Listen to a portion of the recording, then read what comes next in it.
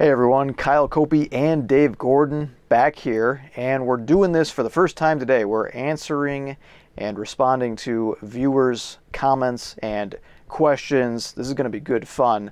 Unfortunately, we're not doing this live. We plan on doing that one day, so if you're following along in the live chat, have fun in there, but we won't necessarily be in there because we're not doing this live. All right, Dave, you ready? You excited? I am very excited. Yes, I think we can. And once we can get a sufficient number of viewers where going live is like worth the time and trouble, then we'll do that a lot more. It's mainly on you guys. Like, share these, please like and subscribe and whatnot, and let's grow this channel. Because unlike other Catholic channels, this is really going to be more of a community. We look at you guys, I think, in the Christian way, and I think a lot of that's lacking in like modern podcasting circles. It's just kind of people are seen as viewers. I really do want to build like a community of like-minded dudes here that can just sit and talk. We're not talking from on high. We're not on our high horse here. We're just guys that are trying to speak about Orthodox Catholicism in the face of errors on the left and on the right, and to knock down some of that, to get rid of groupthink, to dispel the Catholic echo chamber out there. So we want to talk with you guys and interact with you. I think that's a point of differentiation. I see a lot of like pompous blowhards in the Catholic podcasting circle who just get on their soapbox and pontificate like they're a master of everything. And, Kyle and I, we want to be humble dudes. And I think we, in a lot of ways, have, we've achieved a little bit of virtuosity in that regard, just trying to be faithful sons of the church. So please share and subscribe so we can do like live Q&A sessions where we chop it up with you guys and really just kind of go back and forth and have a place where we can hang out. Just Orthodox, uncompromising sons of the church can hang out. Sorry, Kyle, little shtick there. That's good. I totally agree with all of that. Yeah, we are looking forward to that, absolutely. All right, let's jump right into it. First one. Didn't say who it's coming from. Dave, you sent me your lists. I have my list. Sometimes I like to call these people's names out because they have funny screen names or usernames. There's some channels that do these response to comment videos, and then they like redact the username, which is stupid because it's public information. If you want to go look at it, it's right there in the comment section on a particular video. So, if we ever see one of your names that we like and we want to call out, we will do that. We will not redact your name. Right, and I don't see what the fear is. Like, what, our posse of 6 fans is going to track down dissenters and like burn a cross on their lawn? I don't think that's much of a danger. We're just going to go ahead and call out your screen names. I didn't think to actually put them on the questions I chose, Kyle. So mea culpa, I'll do that next time. That's okay. I think on a couple I have them. Some of them we will put up. So, they're not going to hunt down your username, Skaterboy207 or whatever the hell you're putting on your usernames, which some of them are quite funny. So, yeah, we'll be getting to that. But first question. Big stud XXX. Yeah. Exactly. Which is not ironic at all. Okay. First question. This is an actual question.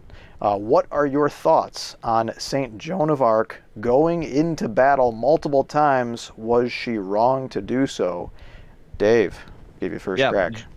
St. Joan of Arc never fought at all because she would have been destroyed. So, it's funny how often this comes up, actually, this Joan of Arc question. When you talk about anything about like feminism and saying women have no place in war or parliament, like the popes have said, then you always get some gadfly that's like, well, what about Joan of Arc? Like, dude, Joan of Arc would have been absolutely obliterated if she had fought. She's a diminutive woman, and it's not her place or their place to fight at all. And she never did. Joan of Arc was essentially a prophetess and a cheerleader for a certain cause that happened to revolve around battle and war. So Joan of Arc never fought. We have to dispel this myth. I mean, if you can go to like any of the most liberal, secular history sites, and they'll tell you that. It's just a common myth. So I've even been talking about this before with people, and like, women have no place in combat because they're wimpy and they're going to put other people's lives at stake, and it's just not their role, so they're going to stink at it, which they do. Their bones are thinner, their muscles are smaller, they have less testosterone. They can't even handle the mental aspect of it, which is what the Israeli soldiers saw. A lot of the problems that women had, in addition to the physical stuff, was just the mental stuff and having PTSD from seeing, like, people's faces turned into a puddle of goo.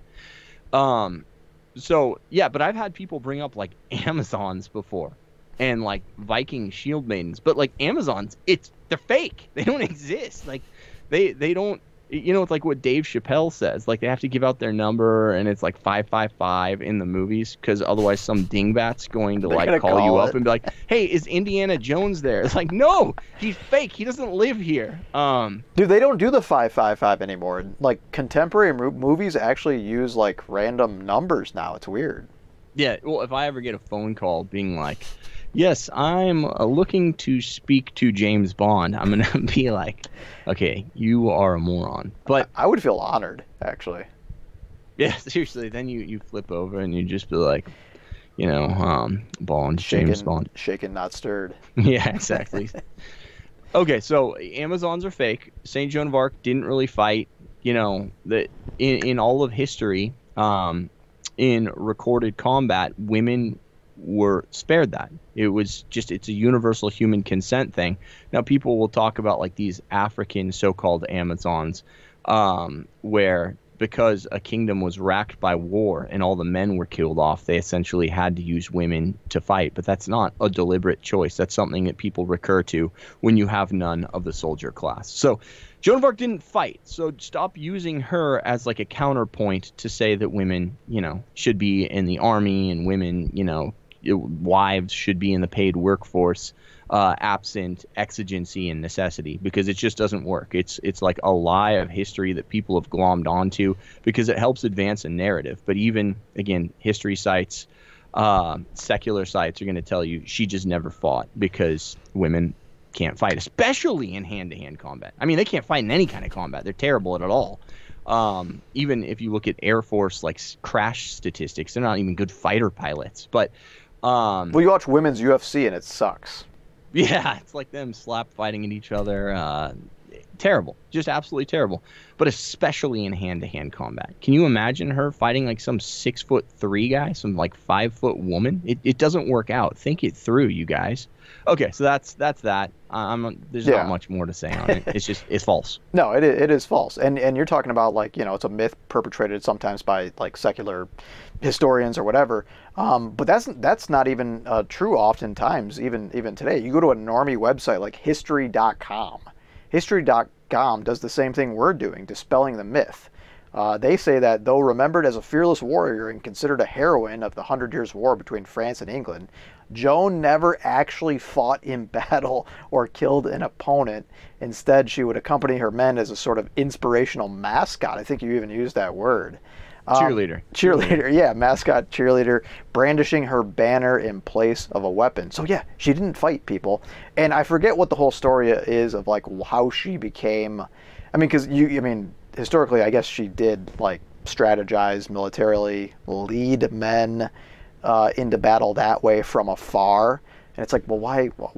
I think everyone else was afraid, right? Men weren't leading in terms of commanding them. Right. It would just be like, come on, exhorting. Hey, guys, we got to fight this. Like the Lord wants it so. That sort of thing. Not leadership, because, again, that would be disordered. Even in the United States Army after World War II, when they actually created kind of a women's corps of the Army, one of the stipulations in secular America was that no women could have any control or authority over men. It's just something we recognize, and of course God hews to that law. So these things, like when you see that, it's going to be kind of suggestive power. It's not going to be coercive power. It's not true leadership. It's more just like, this is what you should do. This is what the will of the Lord is. Let's go. Let's fight. Yeah, and it's like, well, why does she have to do any of that in the first place? It's because the cowardice of men. That was the role of, even that role of, cheerleading, for lack of a better term, inspiring. That is is better done by men anyways. Men Cheerleading's better done by men, like the Carolina Panthers. Exactly. They have the dude cheerleader. Exactly. Like they're down with that. Yeah, but to follow another man into battle, that old phrase, I'd follow that guy into war. Yeah, I mean, the men at the time. You into battle, Kyle. I know you, and you have. We fought some battles together, Dave. All right, moving on to the next one. This is in response to a short we put out talking about a Mexican politician was convicted for just naming someone's biological sex, and it was deemed gender-based political violence. This happened down in Mexico. So there's this other, Mexican politician, this dude pretending to be a woman, Salma Luevano, I think is his name. And, I did a little short about this, and someone responded, that politician, I was like, well, it's a dude posing as a woman. This person says, that politician isn't posing as a woman. She is a woman. Whether you agree with it or not, whether you agree or not is not the question. So I responded, okay, so you're telling me when my kid dresses up as a ninja for Halloween, he's actually a ninja, whether you agree with it or not? No, I simply agree with reality. The dude is a dude. This person obviously doesn't agree with reality.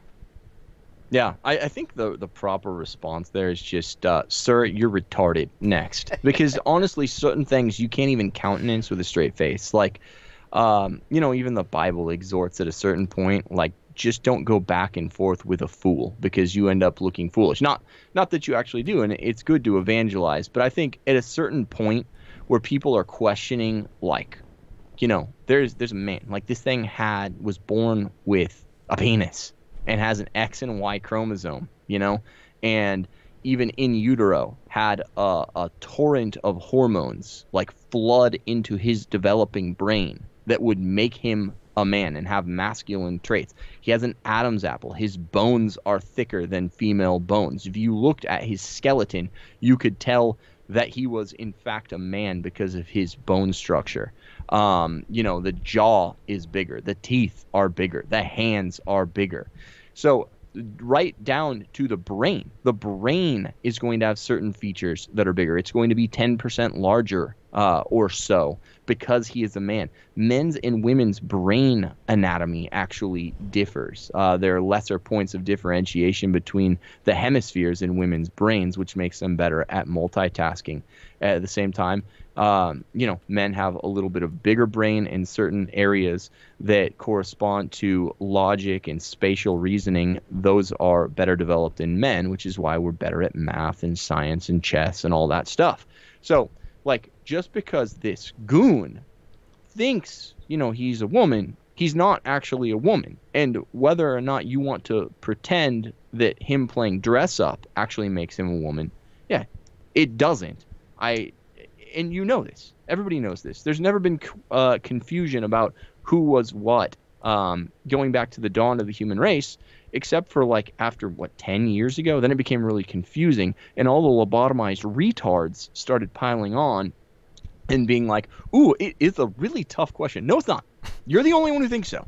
No, you're feeble-minded, and you are malleable, and you're impressionable. So you hear enough people saying something and you pick that thing up and run with it because maybe you're scared of being a social outcast for saying the truth, because there's a lot of social pressure to play make-believe and say that 2 + 2 = 5 because Big Brother wants it so. But, it's actually not a hard question at all. It's biologically determined.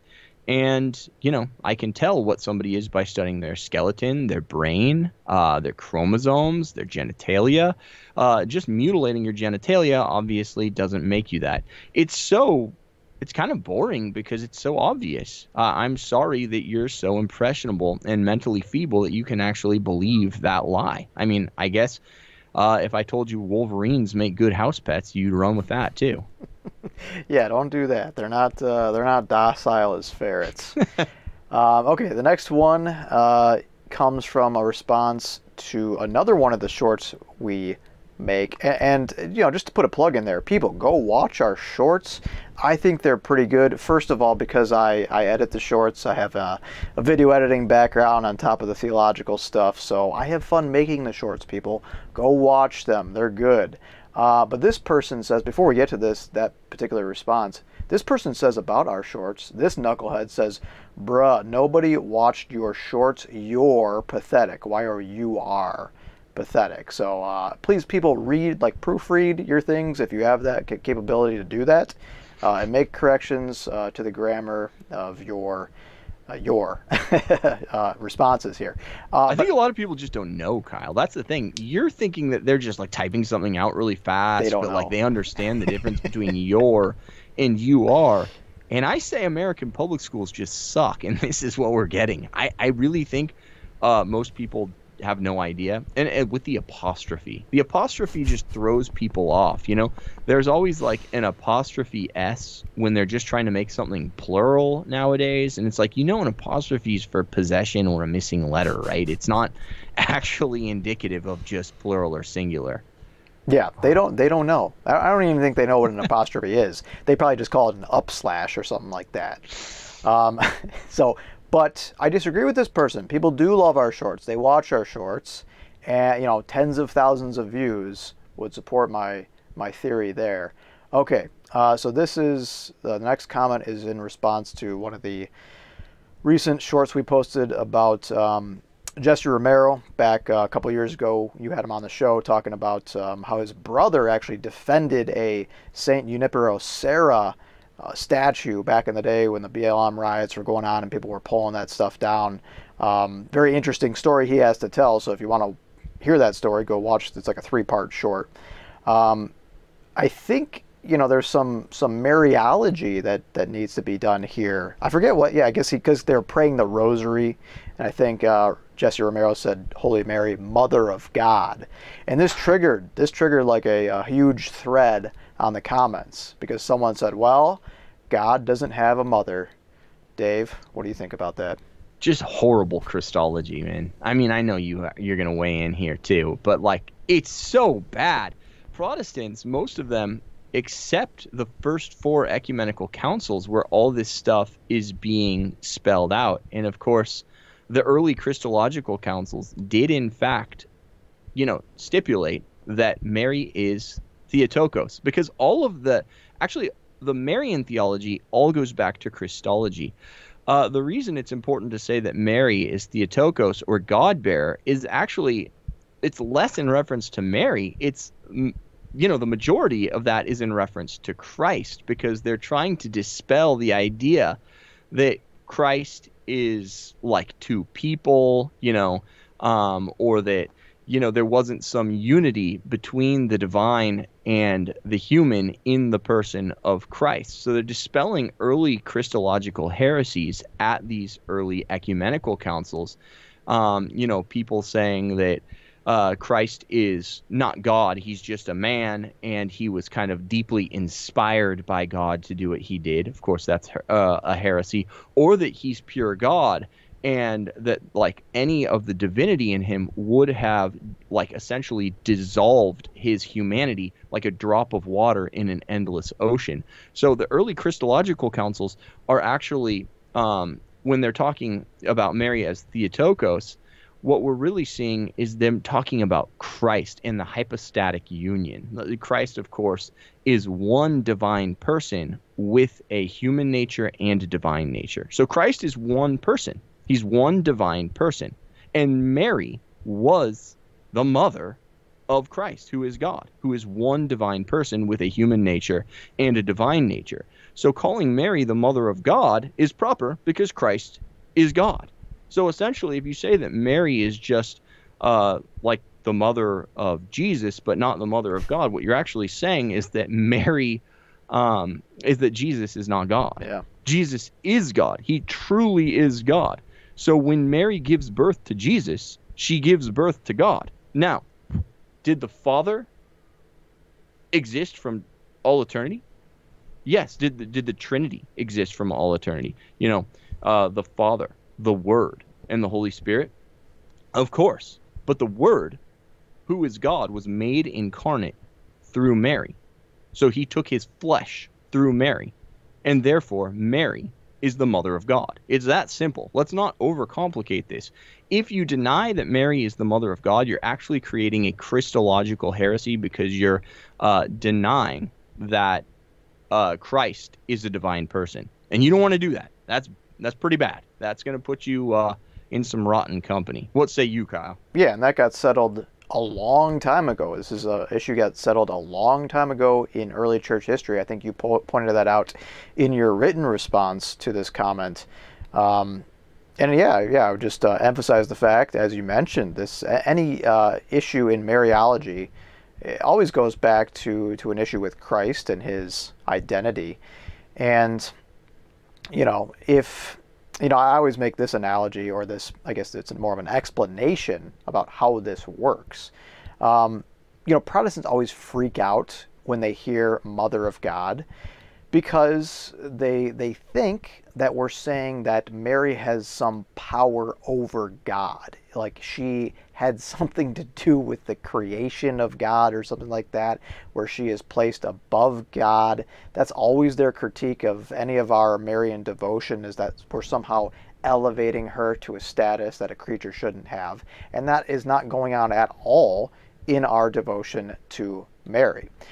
So it's not that at all. It's more, as you said, more of a statement about the identity of Jesus than it is about Mary. It's just a simple logical conclusion from the fact that Christ has both a human and divine nature. I always make this, I guess it's a comparison. When a mother gives birth, she gives birth to the entirety of that person. So, my mother, for instance, gave birth to me. I have a human nature. I don't have a divine nature, but I have a human nature, which is, composed. I am a human composed of what? Body, physical body, and soul. I have a spiritual element to me, and those are combined right now, body and soul. So, for the Protestants, if we follow their logic, they would be saying something akin to, Kyle, your mother only gave birth to your physical body, but she didn't give birth to your soul. No, because you can't separate the two. My soul is intertwined with my body currently. I'm not dead. That's the separation of soul and body. So my mother gives birth to my entirety, body and soul. Same thing with Jesus. Mary gave birth to Jesus, who has two natures, human and divine, which are inseparable. They've been joined. It's called the hypostatic union. And she gave birth to all of it. So therefore, she gave birth to God. She's the mother of God. Yeah, man. They're not even consistent with how they apply this rhetoric that they're so intent on. Because think about it like this. They'll freely admit, like, oh yeah, the Jewish leaders crucified God. They struck God. They don't say, oh, they struck Jesus, but you can't, strike God because the Father is pure spirit or something like that. They don't say that. It's, you did this to God, because everybody recognizes that there is a union of the two natures in this one divine person in Christ. We know it. So it's like they're picking this out with regard to Mary to try and pick nits, to try and poke holes in proper Mariology, but they're doing it in a way that's inconsistent. If you went and you struck Christ, if you were one of the Pharisees that struck Christ, during his passion, then what are you going to do? You didn't strike God? Are you saying you didn't strike God then? Of course you struck God, because Christ is God. And it's the same way. Any action that is done to Christ, anytime he's the object of an action, God is the object of that action, because Christ is God. So, Mary birthed Christ, therefore Mary birthed God.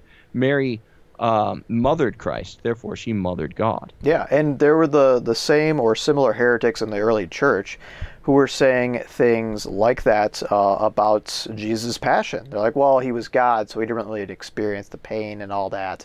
And all of that, just like this Theotokos issue, all of that got solved in the early church. And the church confirmed that, Christ was, fully God and fully man. He had that fully human experience of all the pain and suffering that went along with it. He wasn't just some phantasm that appeared to suffer on the cross. He actually did that corporeally. Yeah. Yeah. All right. Well, we're hitting up against the clock here. This was fun. Dave, do you want to do another one, or you want to wrap up and maybe we'll do... I wouldn't mind doing another one. Okay. Anyone that you were itching to do, we can close up on this one. We're going to do more episodes of this, people, because we know you like it, and we have fun with this too. So I don't know if, Dave, what you got for us? What one do you want to do? We got to do one from the right. We've smacked some from the left. We've smacked some from Protestants. Let's do one from the far right. I say Bergoglio has no right or power T-ban the Latin Mass. I think that's like two, but and the Latin is lowercase, and so is Mass. And Bergoglio is misspelled.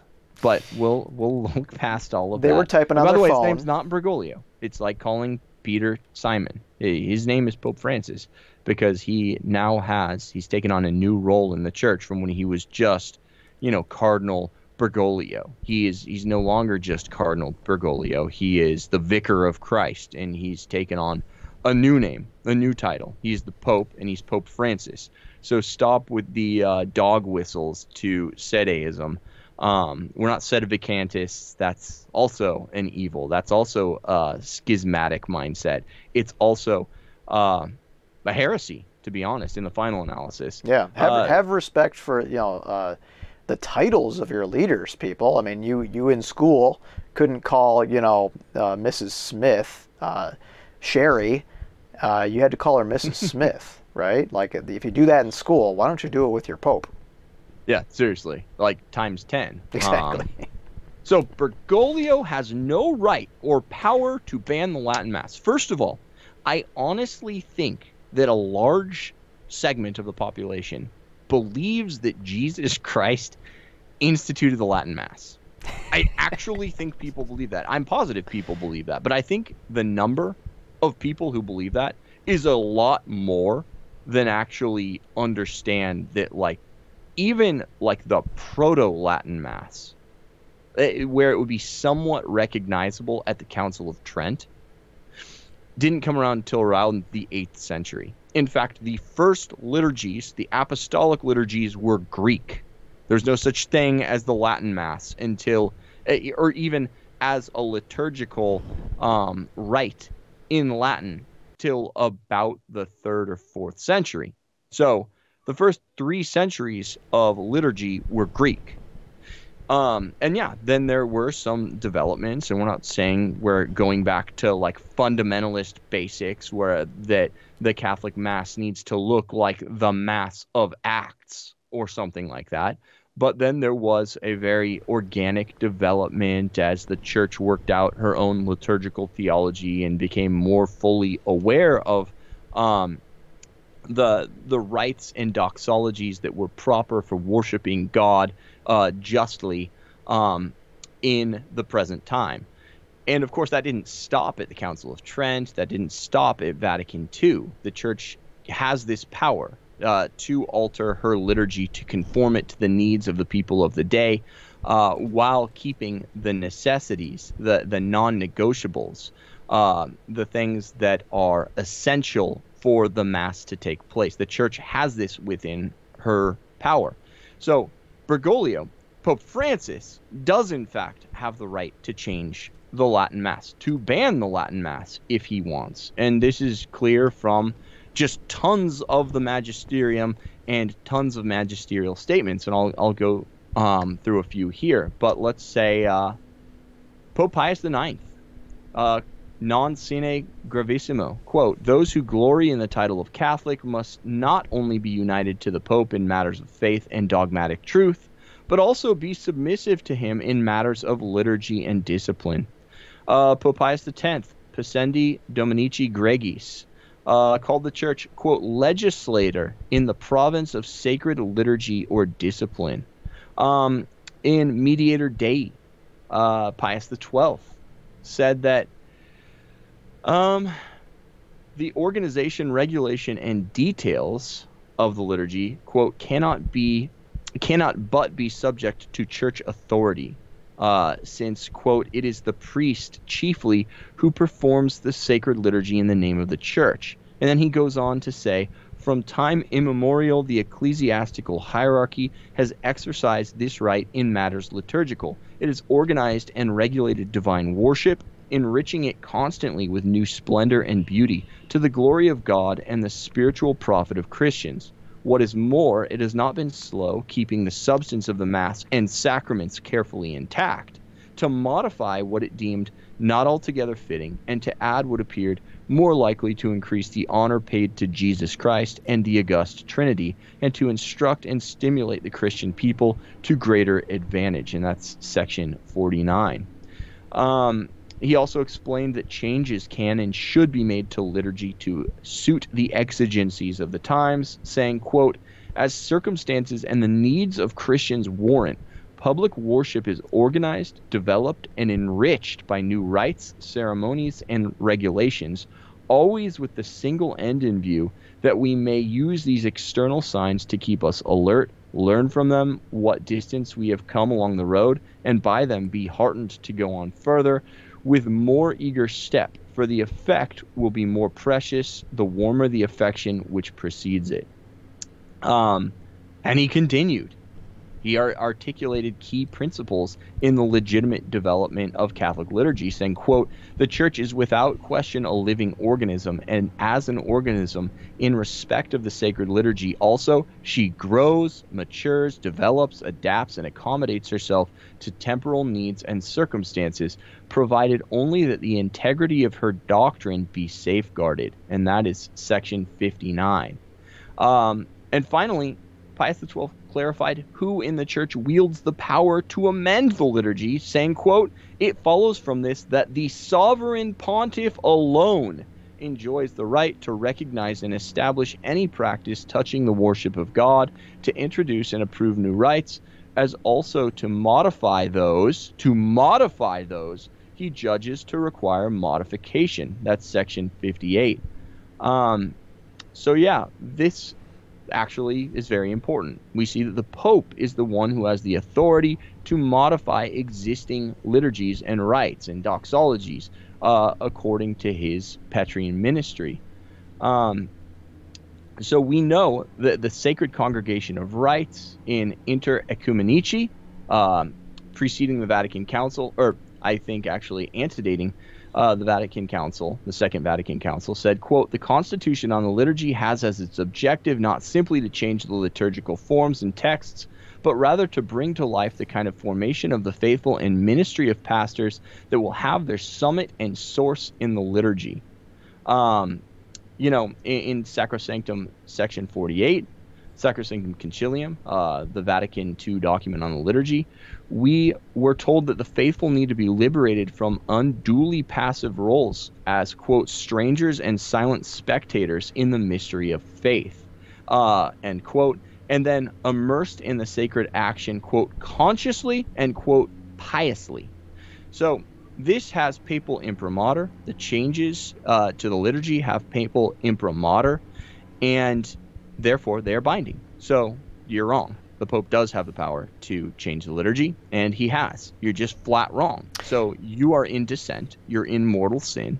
You need to go to confession, and then you need to assent to the teaching of the Church on this matter. Clean up your act. Clean it up. You're putting yourself outside of the Church by saying things like that. That's my take, Kyle. Yeah, but Dave, all of those magisterial quotes that you cited there, all the sources that you had to back up your position, all that stuff, that's just not sexy. It's way sexier to say Bergoglio doesn't have the power, and then to get a bunch of clicks from it and a bunch of people saying yes, he's a terrible pope, which is what this guy said, like in his preceding comment. What is his name? Martin Moran, more like Martin Moron. Martin says in the preceding comment, he says this: Bergoglio is a pope, not an owner or dictator. I'm pretty sure he has control over some things in terms of ownership in the Vatican. The Pope is the king of the Church. Exactly. This guy goes on to say he does not have the power or authority. No, I'm pretty sure the Pope does have a hell of a lot of power and a hell of a lot of authority. He is a bad man. Source, bro, trust me. Source, bro. Pope doesn't have authority over the liturgy. Source, bro, trust me. Even though it's like Pius XII, Pius X, the churches, the Council of Trent, all these things that say that the Pope and the Church do have authority over the liturgy to change the rites, but we have bro, trust me over here. And that's what we're supposed to do. And you know who's at fault? And everybody in the comments sees how harsh sometimes we are with the grifting podcaster class. But idiots, like chubby, talentless hacks like Kennedy Hall, and legitimate grifting dimwits like Taylor Marshall, they're leading people astray. Archbishop Vigano, with his, whatever latest missive slash schismatic screed, leading people astray. And you have people hungry for the truth, hungry for answers, especially when the church has been remiss in living up to her role as teacher of the faithful, shepherds of the faithful, when there's been a bit of a void there and nature abhors a vacuum. And then you have these false members of the magisterium coming in. Or Archbishop Vigano is obviously, he does have limited magisterial authority as a member of the College of Bishops, but, not when he's undercutting the Pope, not when he's undercutting the Council of Trent, not when he's undercutting a series of papal encyclicals going back, hundreds of years, and undercutting Vatican I. He doesn't have authority to do that. But then you have like the lay magisterial class who are making huge sums of money from the largesse and Patreons of gullible donors in spreading schism in the church. You know why we're so bitter about that? Because it's evil.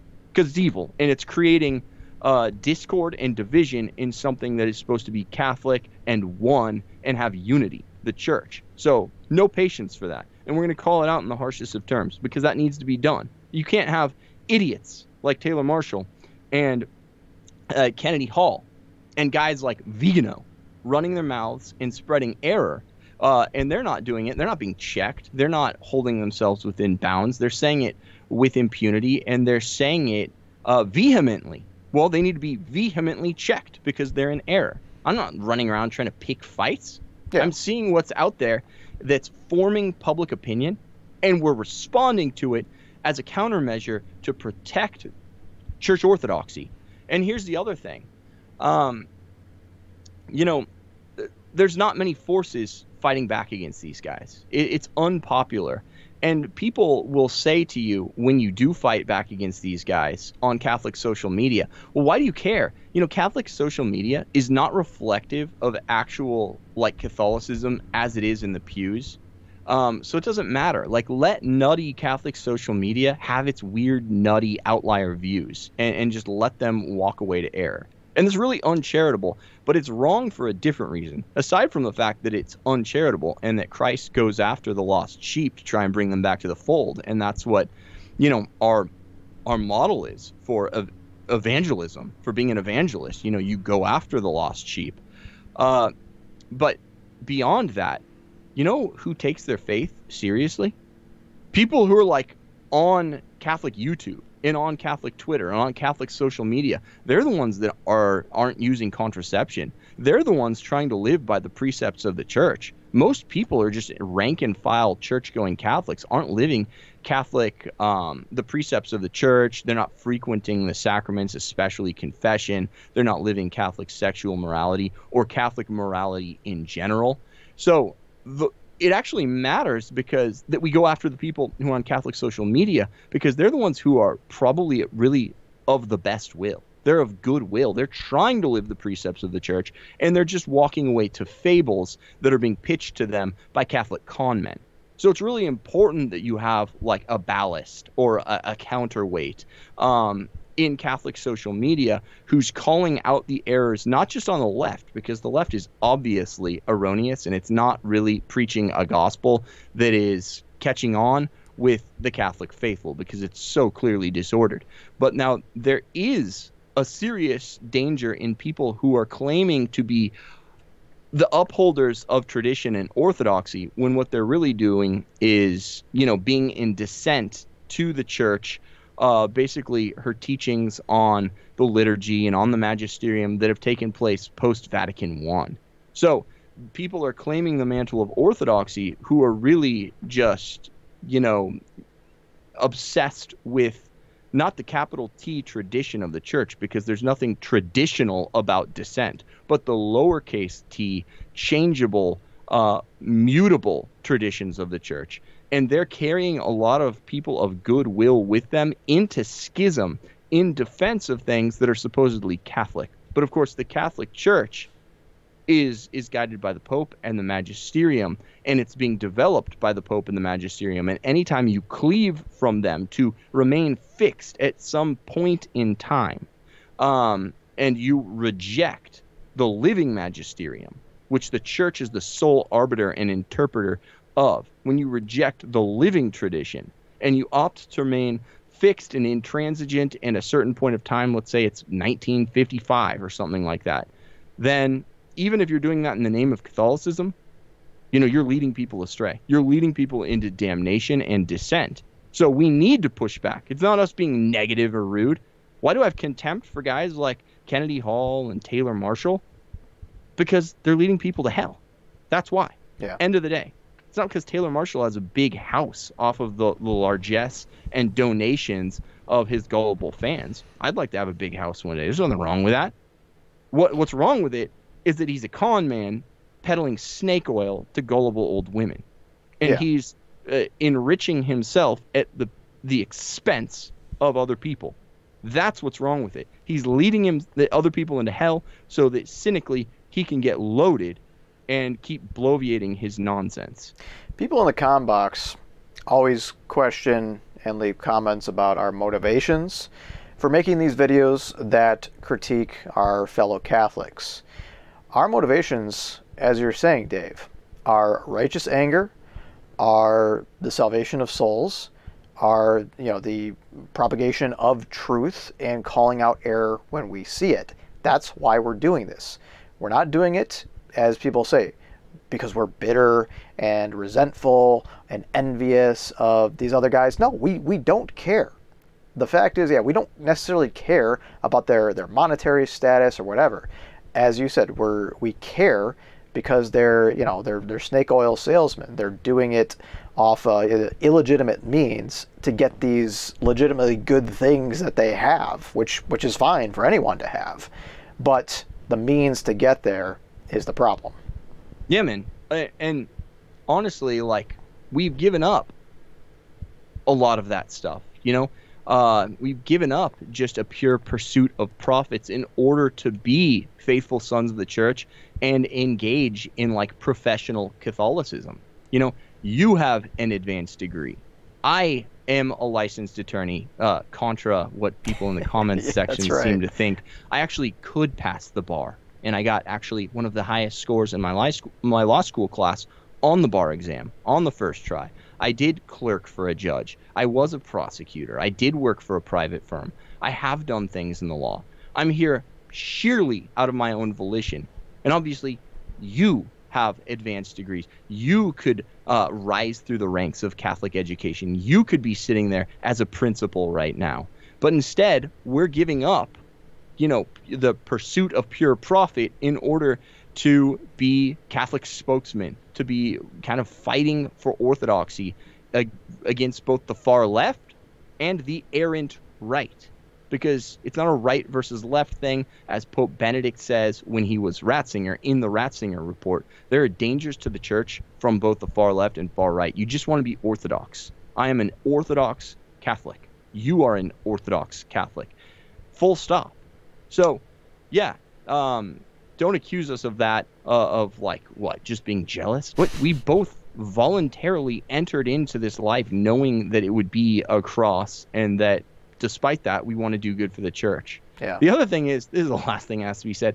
People will be like, well, did you correct Taylor Marshall privately? Taylor Marshall put out a video, gets 70,000 views, saying the Pope's a schismatic or something. And then people are like, well, did you correct him privately? No, you idiot. It's public error. You don't have to do that when somebody's in public error. You have to correct somebody privately per, like, the Gospel of Matthew, when you are the only one who knows that somebody's like committing adultery. Then you don't just like broadcast that in a newspaper. You go to him and you're like, you have to stop committing adultery. Yeah. And then if he doesn't listen, you bring a friend with you. And then if he doesn't listen, you go before the church. It's not if somebody's out there preaching like a public sermon saying that Peter isn't really the Pope or something like that. You don't have to correct him privately. For the sake of the faithful, you actually have a duty to publicly correct him. But where's all this charity from the dingbat class when, like, Taylor Marshall publicly on his YouTube channel with 500,000 subscribers calls the Pope a heretic? Like, Taylor Marshall, did you privately correct the Pope? Like, if you've ever had the impulse to do this, just unsubscribe. Just get off. Like, we don't want you. You are an idiot. Like, and that needs to be said more. You are an idiot. It's just something that needs to come back into the modern Catholic, like, lexicon or parlance, because there's too many times when people are trying to, like, explain this. Like, don't you see the irony? Taylor Marshall just did to the Pope what you're accusing me of doing to Taylor Marshall. And Taylor Marshall did not write the Pope privately.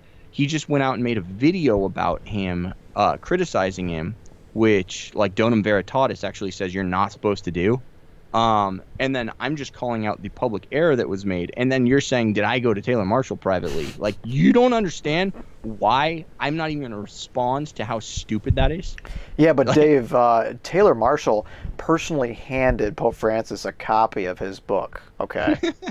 His awesome book. He gave it right to, as he calls Francis Bergoglio. So there you go. Yeah, the hypocrisy of that is astounding. And people don't realize that, public sin, public information that's incorrect warrants a public response. And that's exactly what we're doing. We didn't have a private Skype call with Taylor Marshall where he said all this bad stuff. No, he said it to everyone. He said it to YouTube, and we were just simply picking up on that and critiquing him rightly so. Kyle, do you think we have time for one more that you could do? Yeah. Could you just do a quick one? I'm down. Okay. But I just want to wrap up on this one. One more thing I would add to this. Just a quick apologetic response for when people say that Pope Francis has no power to ban the Latin Mass. You simply tell them this. The Latin Mass is not definitive doctrine. Liturgical rites are not definitive doctrine. It's a discipline. Liturgical rites are disciplinary matters. That means they can change. That means the Pope, at whatever time or for whatever reason he feels like doing so, can change a disciplinary matter. Ergo, he can change a liturgical rite. That's really all you need to say. Yeah, even though, Kwasniewski and his ilk say that, quote, ecclesiastical traditions, especially in regard to the externals of the liturgy in its development over time, must be honored and preserved because they are intimately connected with the content and right practice of religion. Okay, so you just see how Kwasniewski's making stuff up and lying to you, right? Like, you guys all see that, right? Like, he's a sneaky, perfidious weasel. And he's leading people astray. Do you see why I would take issue with that? Like, do you see why Kyle and I would be passionate about being like, he's a bad guy? He's not, like, of goodwill. He's peddling his bad ideas wrapped up in a package of, like, cherry-picked quotes from the magisterium that are used out of context. And he's using those things to actually undercut the magisterium of the church. Do you understand why I'd be mad about that? Because if people follow him, that leads into schism. They're going to say the Pope didn't have the authority to do what he's done, that the liturgical changes are abusive, they're not legitimate, and now I can disobey the living magisterium. Do you see why people would be mad about that? Because you should. It's not like I just happen to dislike this guy because his last name starts with a K or something. It's not just because he has, like, a ratty goatee and looks weird that I don't like him, although that is weird. It's that he's leading people out of the church. Like, that makes me mad. If it doesn't make you mad, as St. Thomas Aquinas says, there's something actually sinful about that. Mm-hmm. You actually have a vice or a disorder. Yeah. You should be mad about that. Sometimes, in the face of injustice, if you're not mad, that actually means you are in sin. Yep. You have a vice. And St. Thomas Aquinas talks about this in Summa Theologica. When there's some blowhard telling people that they don't need to remain rooted in the faith, that they can defy the sitting vicar of Christ, it should make every Catholic mad. When there's some bloke saying that they can disobey the Pope and calling him by his former name, his former title, and accusing him of schism and heresy, despite the fact that we have the dogma of indefectibility, that the Pope is the living sign of unity in the church, that should make you mad. Don't get mad at me. I'm mad because it's righteous anger. My words right now are fueled by righteous anger. And it should be quite clear. It should be quite clear that these guys are malevolent, either by desire or just accidentally, but that they need to be rebuked. Yeah. And whatever, Catholic Answers does a lot of good work, but I think their tone is too soft answering a lot of these things. Like, there'll be guys like Jimmy Akin, who's of goodwill and he's very intelligent, and he'll write an article saying like, yeah, the Pope has this authority, and some people out there might say that he doesn't, but it's like, no, you need to name them and you need to smack them down, because they're out there flexing, they're out there self-promoting, they're out there running ads. Taylor Marshall is an entrepreneur. He runs lots of ads. He's been at this for over a decade, and he's trying to get bigger, and he's trying to bring more people into his errant fold. They need to be called out by name, and they need to be smacked down hard and made an example of. That's the method to our madness, or at least mine. Obviously, Kyle has his own way with words, and he has his own methods, but we are in lockstep, Kyle and I, of course, with regard to the fact that error needs to be called out. Although, we each have our own style. Yeah, I have a little bit of a softer disposition. I was a customer service guy for many years, so I'm still recovering from that. But complementarity is a good thing, right, Dave? That's right. Thunder and lightning. Yeah, that is good. Yeah, and you're right. Totally right about that. Aquinas. I was just talking about this with someone the other day. Aquinas talks about how if there is an absence of righteous anger in the face of an injustice, that means there's something wrong with that individual that doesn't experience that righteous anger. Yeah. Well, Dave. Okay, you said you got one more. Let's cue it up. I was going to cue it up for you. I thought you had some another one on your list that you wanted to get to. I mean, no. I mean, we can always we split these up into multiple videos. Like I said, we'll do. This is just episode 1 of responding to comments. So, yeah. I mean, if you didn't have a pressing one, I think we're good. Well, what about this one? I have one more on the Pope Francis thing. People kind of attacking him in our comm box. How about this? I know I do see a Pope attacking and abandonment of the faithful ZTLM trads. What the hell? Chinese I can't even read that. I know, that's crazy. As he allows schism in Germany and political moves to secure a modernist agenda, and promoting Father Martin and others while pushing worldly agendas, climate and vaccines, etc.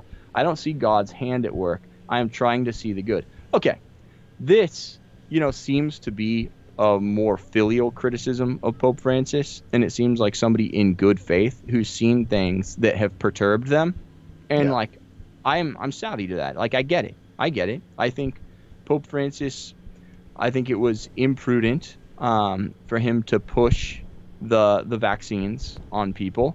Obviously, if you are even though the COVID vaccines were created through with lines derived from aborted fetal cells, which, that's wrong. That's not a good thing.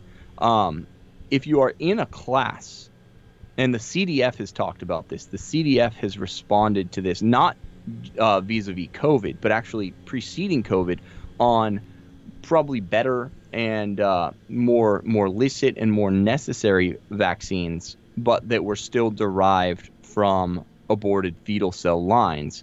The CDF has said that, if there is a legitimate need and you have just cause for receiving this vaccine, and that would mean maybe you're in a class that's particularly vulnerable to a certain disease, or, it's a really bad disease that is likely to kill somebody. Like think about like tetanus or something if they come into contact with it. If there are no licitly derived alternatives, then because it is remote material cooperation with the original evil, you can get the vaccines. You can do that. So extrapolating from that, Pope Francis is right to say that although these vaccines are derived from illicit aborted fetal cells, that if you are, particularly vulnerable to COVID, then you can get these vaccines, right? The problem is COVID is not for most people a fatal or very serious disease. It's not something that is going to kill most people or seriously harm most people who aren't very elderly or already with comorbidities or pre-existing conditions that have weakened the immune system. It's mainly people in those classes that are vulnerable. So like when he pushes the COVID vaccine and says like everybody should go get this, that's a prudential call. That's applying the law to the facts. Yes, there's a law of charity, and if there are things you can do to mitigate other people's illness without causing yourself undue harm or danger, then yeah, it's nice to make sure that other people are safe. But the fact is, the Pope has no special scientific expertise. I think people are right to be wary of something that is an experimental vaccine that has not gone through all the clinical studies. And then, that said, if he's saying for people to go get these injections, then that's putting himself in the area of prudence, where for the individual, that's almost overstepping bounds, because individuals have to make that call and say what is proper and right for them based on their own judgment and their own situation in life. Yeah, and so real quick on that issue, if people want to go look up the source on that, it was in 2008. It was a document by the CDF called Dignitatis Personae. Great document about the moral use of vaccines, even ones unfortunately derived from aborted human fetal cell lines. Dignitatis Personae, 2008, under Pope Benedict XVI. So this he did promulgate it, so it's a part of his magisterium there. So yeah, go look that up if you want the background on that. Sure. It's remote material cooperation. So if there is a serious reason for getting a vaccine where you're remotely materially cooperating with evil, then it is permissible to do that if there are no licit alternatives available. And that's the case with COVID. The question is, is there sufficient reason to receive this vaccine? And for most people who are not going to be harmed by this thing, by the actual virus itself in a serious way, no, there's not. There's not. And we know that the COVID vaccine is not stopping the transmissibility of the disease itself. People who are vaccinated were still getting sick with COVID. So if you look at the prudential judgment on this, you just got to say, I disagree, with the Pope's prudential application of the law of charity here. And I'm wary of experimental vaccines. Therefore, I'm not going to get this thing. You're within your rights to do that. But to say he's a heretic for saying that people can get a vaccine tainted by aborted fetal cells, that's not right. That's not what the church has taught. That's not what the CDF under Pope Benedict has taught. It's remote material cooperation, and you are able to use these vaccines if there's no legitimate alternative available, and if there is sufficient reason to do so, and that grave danger would befall you if you didn't. Yeah, and it also gives you sort of a moral command to make your voice known in some way about how you object to how these vaccines were derived. It doesn't spell out how to practically do that, but it does call the faithful to that. Yeah. No, 100%. Okay. Promotion of Father Martin. I don't understand that. Giving, full benefit of the doubt to the Holy Father, I'm assuming he's being counseled by some perhaps errant prelate in his inner circle that Father Martin is perhaps good, and Pope Francis is ignorant of the serious problems and serious issues with Martin's ministry and statements, and that he is not, in fact, being a good son of the church. Father Martin is out on a limb. He is engaging in heretical speech, saying things against the church's settled moral theology in the realm of sexuality. I don't think Pope Francis is aware of this, because Pope Francis has called himself a son of the church when it comes to the church's sexual morality, and that's something that Gaudium et Spes, that's a term of art from Gaudium et Spes. So when Pope Francis calls himself a son of the church, he's really recurring to Gaudium et Spes and saying, like, I embrace what this conciliar document was talking about in terms of orthodoxy with regard to the church's moral theology. So I don't think Pope Francis is deliberately putting Father Martin forward as an exemplar or giving him a platform. I think it's almost something that he's being pushed to do, probably by a member of his council of advisors, his cabinet of advisors. And I think he needs to do better due diligence in vetting these guys. But, we've seen Pope Francis say that homosexuality is a sin. And that made James Martin real upset. Pope Francis came out and said this is a sinful thing. He said he's the son of the church on sexuality. So I don't think they're cuddling up for that reason, although I do think that the Holy Father is being a bit remiss in platforming this wicked prelate, or this wicked priest. Yeah, I would hope that was the case, that Pope Francis is just getting bad information about him. Now you can make the argument that he should be doing more research on Father Martin to see what he's actually said. But if he is getting bad information, I'm sure he's just being told that, oh, well, Father Martin is working with, the Rainbow People. He has that organization called Outreach, and he's reaching out to them. And that's really all you probably need to tell Pope Francis. And then he's like, oh, okay, that sounds good. Bearing in mind that the outreach they're doing oftentimes is confirming people in their sin and not calling them to repentance. Yeah, exactly. Because there are legitimate homosexual outreach groups in the church that are saying, you can't embrace this sin. You have to abandon this lifestyle. And yet you are still loved. Even though you have this cross, God still loves you. He still died to save you, and he wants you in the church. Like, that's the attitude of inclusivity, the Orthodox attitude of inclusivity. And we have to give the Holy Father every benefit of the doubt that that is, in fact, the inclusivity that he desires. And maybe he's just been misled and kind of hoodwinked as to who Father James Martin is. And I'm not saying he shouldn't do due diligence and figure that out. He should. It's just, I'm not going to presume or impute to him a bad motive absent evidence. That would be rash judgment. And what's worse, rash judgment against the Holy Father. And rash judgment is, of course, condemned by the Catechism of the Catholic Church. What about this? He allows schism in Germany. No, Pope Francis has rebuked the schismatic mindset in Germany. He said that if you go away from the church to the German bishops, you're going to be cut off and wither and die. He's actually expressly rebuked what's happening in Germany with the synodal way, the synodal path that the errant prelates over there are taking. Right, Kyle? I mean, I don't understand that one. How has that not gotten out? Are we just not giving Pope Francis, when he does something good, any good publicity? Yeah, we forget about those statements that he's made.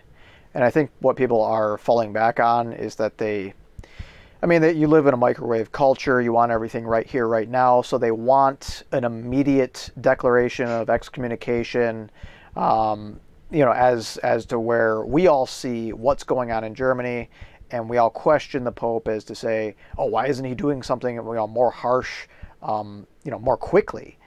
And I can understand that critique to a certain extent, but I can also see, well, he's kind of letting this play out, see where this goes, and we don't know what's going to happen in the future with future disciplinary actions.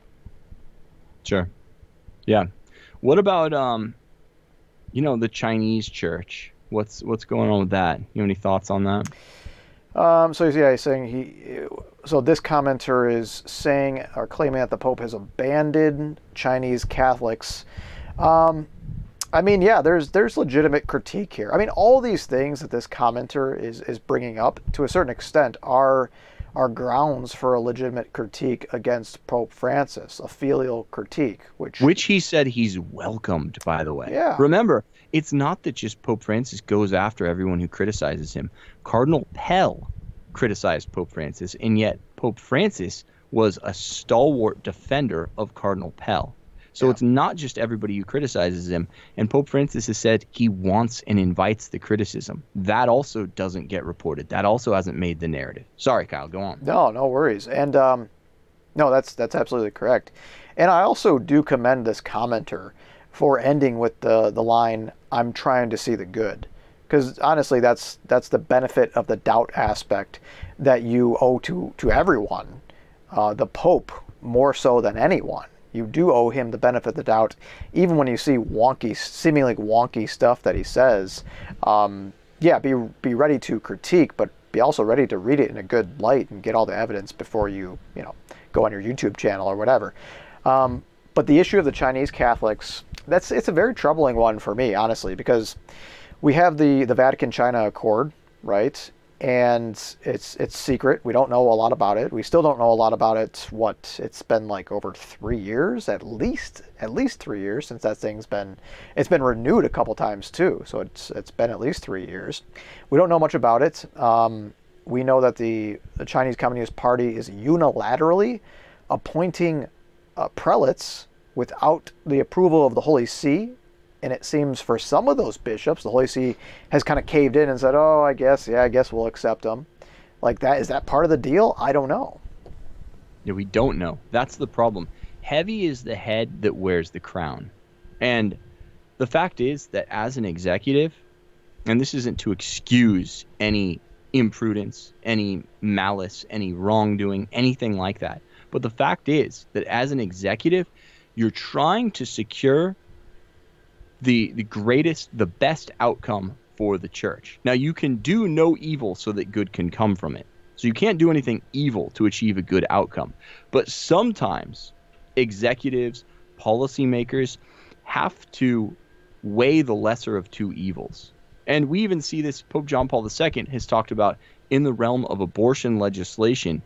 When you're walking back abortion, if you're trying to or if you're attempting to rid a nation of abortion altogether, it's okay to walk back the abortion policy and accept some compromise as long as you're going in the right direction, as long as you're minimizing the abortions. So say if abortion's completely legal, and then you can make a law that says abortion is now less legal, but it is allowed in these cases. Abortion's always wrong. It's always evil. A direct attack on the life of an innocent human being is never okay.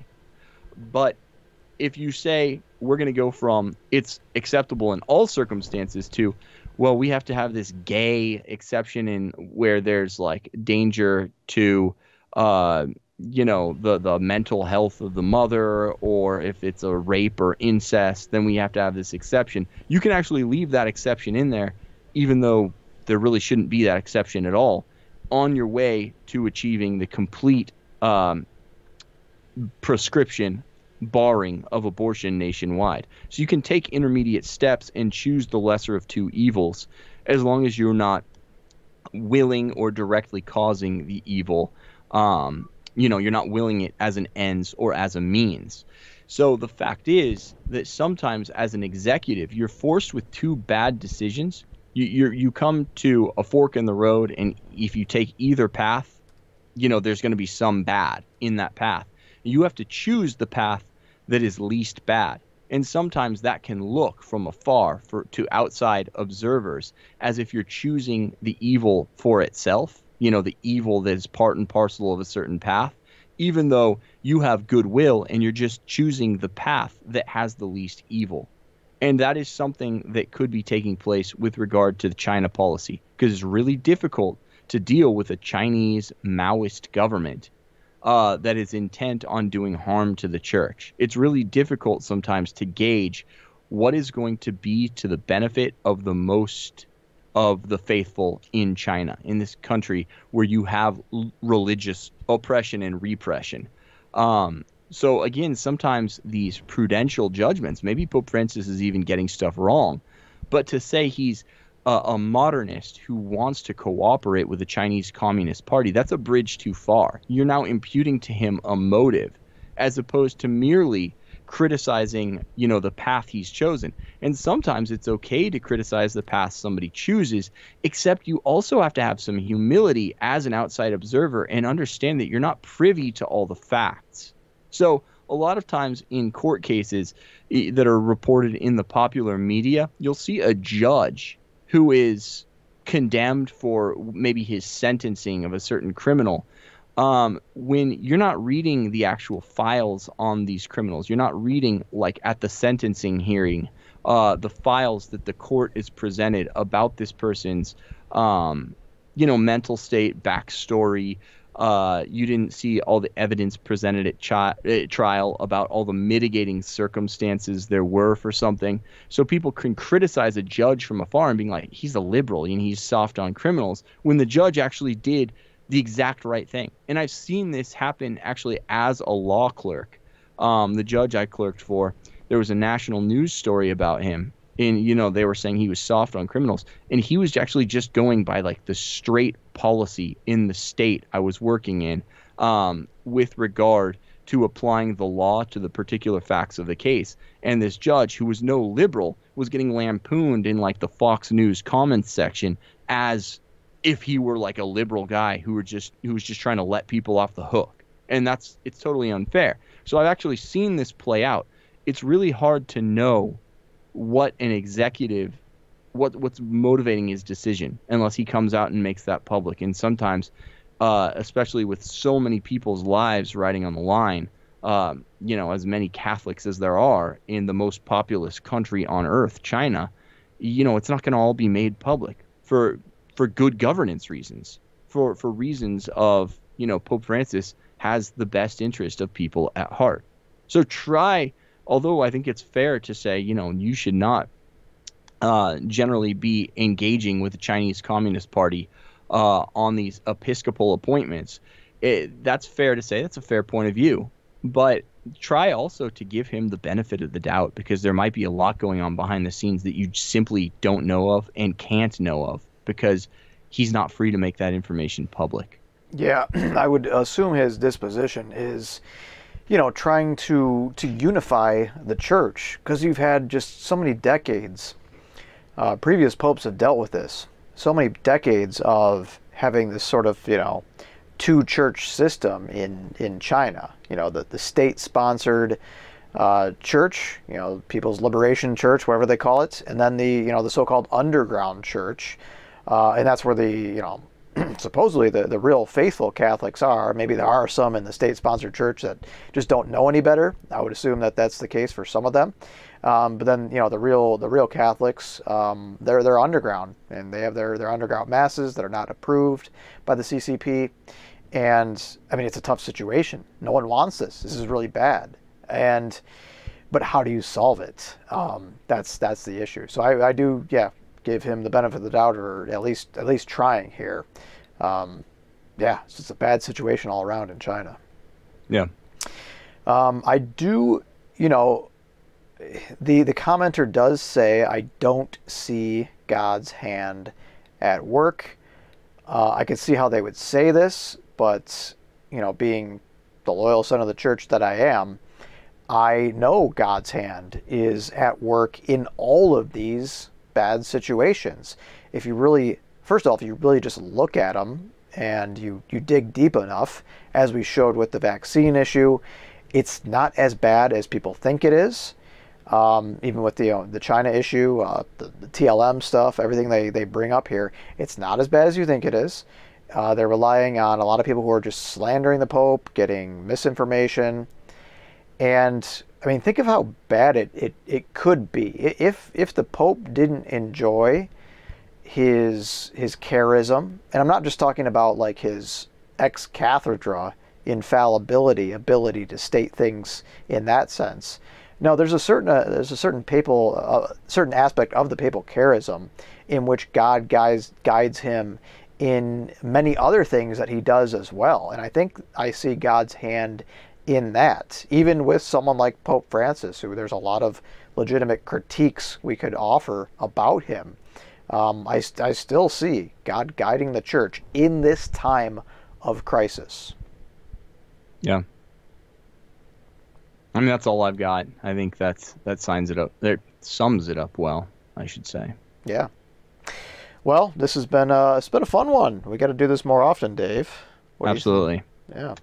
Live, hopefully. Live. It'll be fun to interact with people, like going live. So, guys, please share and subscribe so we do get that base that's big enough so it makes sense to go live. Yeah, absolutely. We need your support.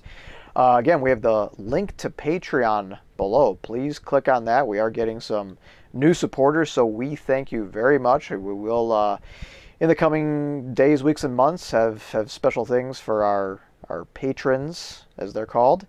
And do the normal stuff, too. Like the video, subscribe to the channel if you're not already subscribed, and you like us and you agree with us.